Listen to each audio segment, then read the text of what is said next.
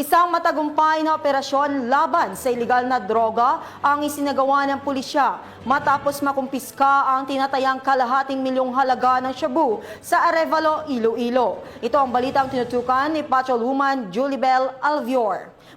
Sa mga operatiba ng Regional Police Drug Enforcement Unit 6, si Alias Ture at ang kanyang kasamahan sa isang matagumpay na buy-bust operation sa Sunset Boulevard, Barangay Suoc, Arevalo, pasado 1:00 ng madaling araw nito lamang ika-29 ng Oktubre taong kasalukuyan.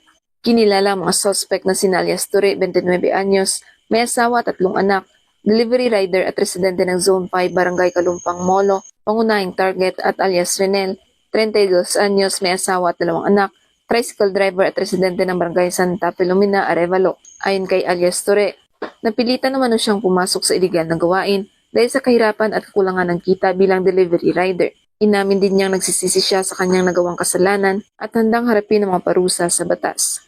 Sa salaysay nito, ginagamit umano nila ang GCash para sa mga transaksyon at isinasagawa ang dead draft system kung saan pinagkakasunduan nila ng source kung saan nilalagay ang droga at pera. Sa naging pahayag ni Police Major Marvin Villanueva, Deputy Chief ng RPDEU 6, inilahad nito na halos 1 buwan nilang minanmanan ang mga suspect bago isinagawa ang operasyon. Dagdag pa niya, malawak ang sakop na operasyon ng grupo ni Ture, kabilang na ang ilang bahagi ng Iloilo City at ilang bayan sa probinsya. Nasamsam kay Ture ang isang sachet ng hinihinalang shabu na binili gamit ang 12,500 pesos na marked money. Nang siya ay kapkapan, nakuha pang 3 karagdagang sachet at 2 knot-tied na pakete ng shabu sa kanyang itim na sling bag. Samantala, 2 sachet pa ng hinihinalang shabu ang nakuha kay Renel na nakatago sa kanyang helmet. Nakuha rin sa kanila ang 2 Android cellphone at iba pang mga non-drug items.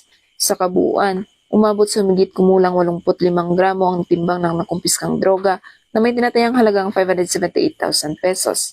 Kasalukuyan ang nasa kustudiya ng ICPS 6 Arevalo PNP ang 2 suspect at naharap sa kasong paglabag sa Republic Act 9165 o ang Comprehensive Dangerous Drugs Act of 2002.